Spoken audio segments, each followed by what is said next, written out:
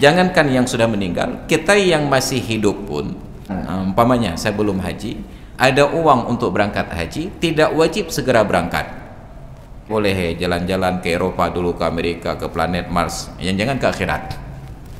Nanti Allah kaku watika tua-tua tengah tak haji. Sah, tidak berdosa. Tapi bila sempat meninggal lebih dahulu berangkat ke akhirat sebelum haji, maka dari harta yang ditinggalkan wajib disisihkan untuk badal haji. Dan yang paling penting, sahabat Perkusi Aceh, 10% dari hasil penjualan kaos dakwah ini akan kita bagikan kepada sahabat-sahabat kita yang kurang mampu di luar sana. Ilmu tanyo benar, amai tanyo benar, kure tanyo benar, ngak selamat dunia akhirat. Waalaikumsalam warahmatullahi wabarakatuh. Ya, terima kasih Bu. Ada 4 pertanyaan. Yang pertama, siapa yang lebih utama untuk melaksanakan badal haji dari seseorang yang sudah meninggal dunia? Apakah pasangannya istri untuk suami atau suami untuk istri, ataukah anaknya? Kalau merujuk ke sejarah dari dasar hukum badal haji, itu adalah dari seorang anak untuk ibu, bukan dari suami untuk istri atau istri untuk suami. Datang seorang perempuan bertemu Nabi, menyatakan, "Ya Rasulullah, inna ummi nazarat an tahujja falam tahujja hatta matat, afa ahujju anha." Ibu saya bernazar menunaikan ibadah haji, tidak sempat menunaikannya sampai beliau meninggal dunia. Apakah saya harus berhaji atas nama beliau? Nabi tidak menjawab dengan kata na'am ataupun la. Nabi buka wawasan wanita ini, berikut menjadi pembuka wawasan kita pula. Apa kata Nabi? Ara'aiti law kana ala ummiki daynun akunti qadiyatahu. Coba saudari perhatikan, bila ibunda saudari itu punya utang, adakah saudari akan melunasinya? Wanita ini menjawab, qalat na'am, iya ya Rasulullah, saya akan melunasi utang ibu saya yang sudah meninggal. Barulah Nabi buat penegasan, fadainullahi ahaqqu bil wafa, utang kepada Allah Ta'ala lebih berhak untuk disempurnakan, maka berhajilah atas namanya. Jadi intinya dalam kasus ini terjadi badal haji dari anak untuk orang tua. Maka kalau beradu antara suami dengan anak membadalkan haji seorang istri atau ibu, sungguh anak lebih layak daripada suami, dengan catatan bahwa syarat membadalkan haji mesti seorang yang sudah sah haji untuk dirinya.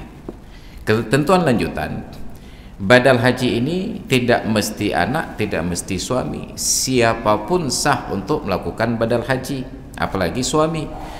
Cuma kalau pertanyaan mana yang lebih baik antara anak dengan pasangan, lebih baik anak, karena itu dasar riwayatnya.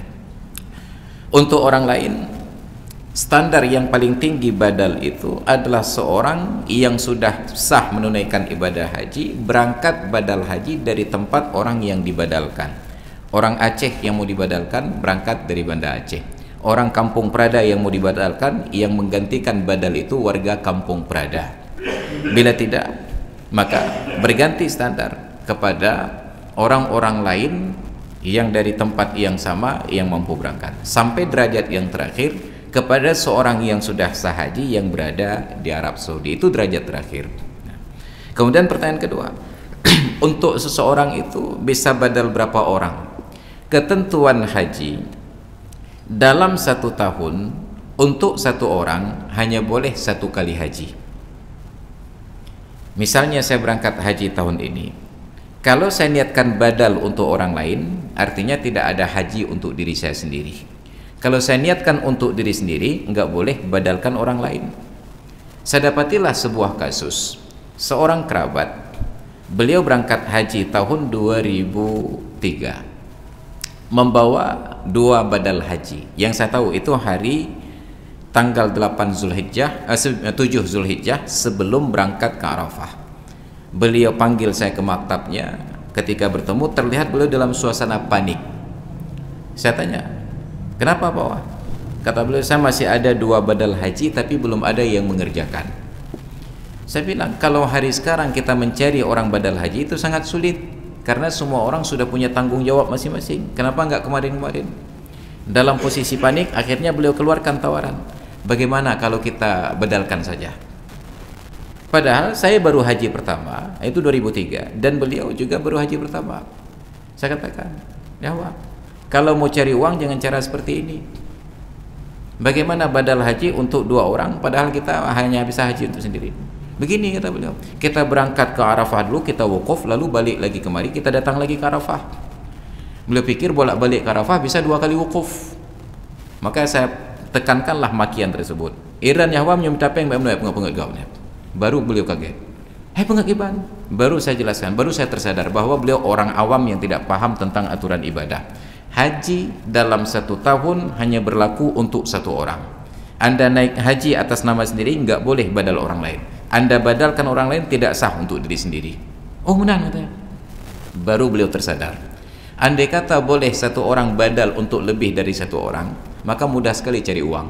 Tinggal berangkat haji walaupun 70 juta cok, kita tinggal cari badal untuk 10 orang saja. Tiroro 30 juta kata itu kalau balik 10 juta.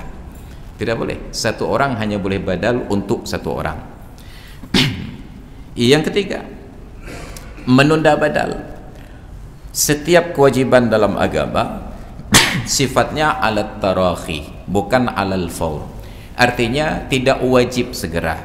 Seorang yang sudah wajib haji belum sempat berangkat meninggal dunia, apakah tahun itu langsung wajib dibadalkan? Tidak. Boleh tahun depan, boleh tahun berikutnya. Yang penting dilaksanakan badalnya itu.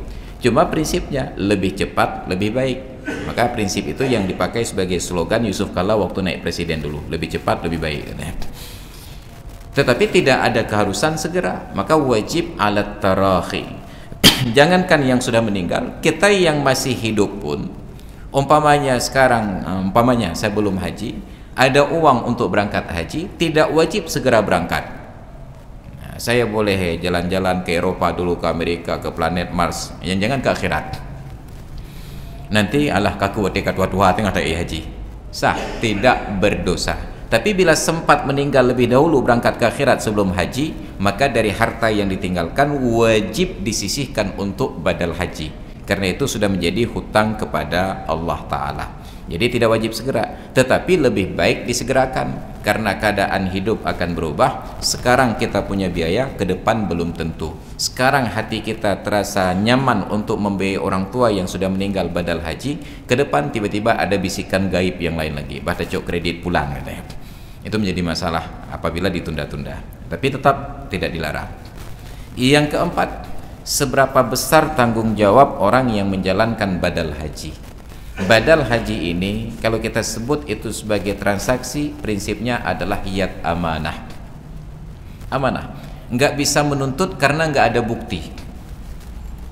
Oke lah kalau sekarang ini ada kamera bisa dipoto, bisa video, tapi bahkan yang video pun bisa diedit. Maka benar-benar ibadah haji ini, badal haji ini, transaksinya adalah transaksi amanah, kepercayaan. Oleh karena itu, hendaklah kita menitipkan badal kepada orang-orang yang memang punya sifat amanah.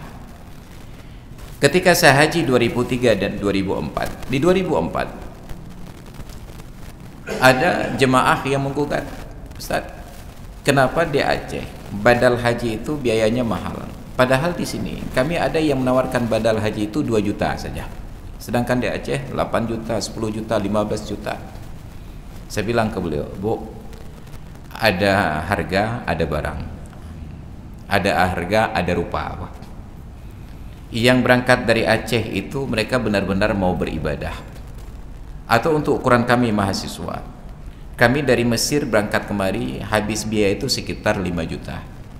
Seharusnya kami haji untuk diri sendiri, tapi harus laksanakan untuk orang lain, maka kami minimal dapatkan pengganti biaya pulang pergi tersebut 5 juta. Syukur-syukur dapat lebih. Itu dulu tahun 2003, 2004 menjadi lebih mahal, 7 juta. Sekarang lebih mahal lagi karena tidak dibuka haji non kuota. Maka tidak ada lagi mahasiswa yang kuliah di Mesir yang bisa berangkat haji.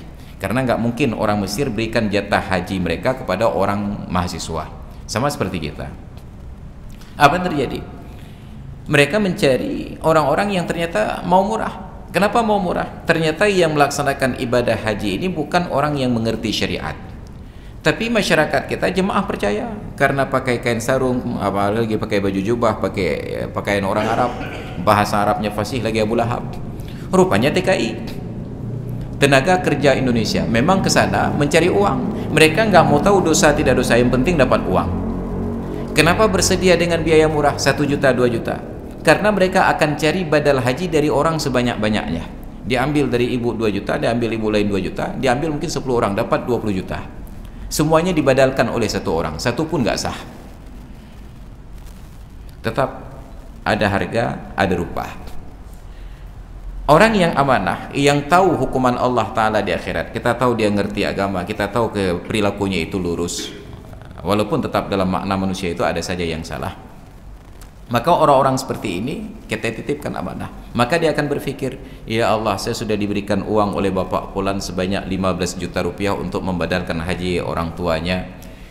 Tentu beliau berharap hajinya itu sah dan sempurna, maka saya akan jalankan dengan standar yang terbaik. Yang terbaik, maka dia akan lakukan yang terbaik.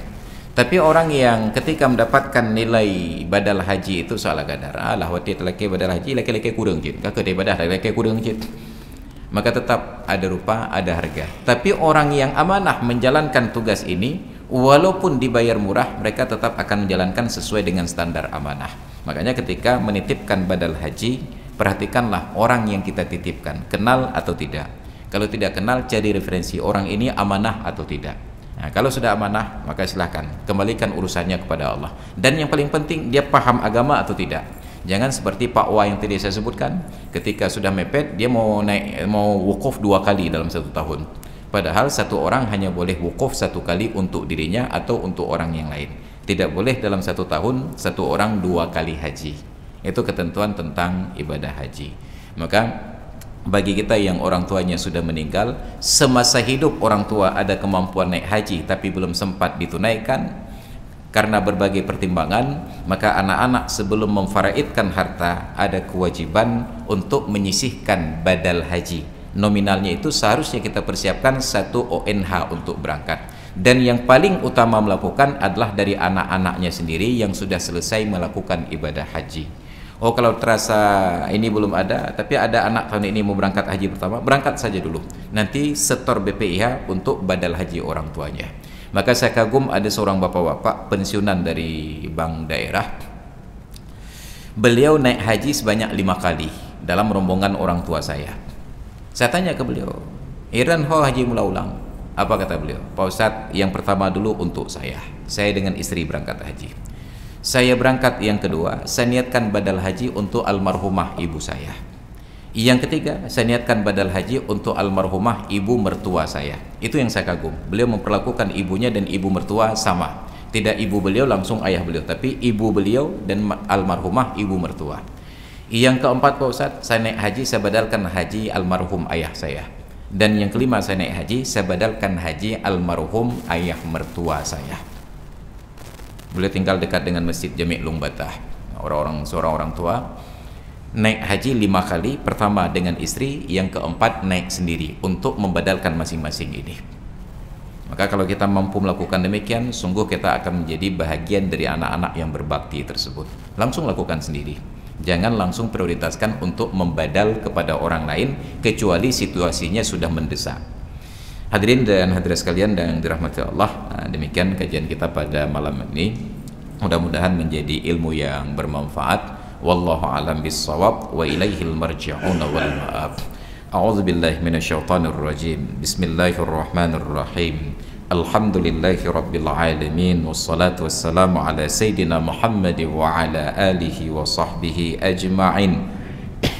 Allahumma rzuqna fahman nabiyyin wa hifdzal mursalin wa ilhamal malaikatil muqarrabin. Allahumma 'allimna 'ilman yanfa'una وانفعنا بما علمتنا وزدنا علما وفهما وألحقنا بالصالحين. ربنا اغفر لنا ذنوبنا ولوالدينا وارحمهما كما ربيانا صغارا ولجميع المؤمنين والمؤمنات والمسلمين والمسلمات الأحياء منهم والأموات إنك سميع قريب مجيب الدعوات يا قاضي الحاجات. اللهم اجعل جمعنا هذا جمعا مرحوما وتفرقنا من بعده تفرقا معصوما ولا تجعلنا ولا فينا شقيا ولا محروما ربنا آتنا في الدنيا حسنة وفي الآخرة حسنة وقنا عذاب النار وصلى الله على سيدنا محمد وعلى آله وصحبه أجمعين والحمد لله رب العالمين. الفاتحة. بسم الله الرحمن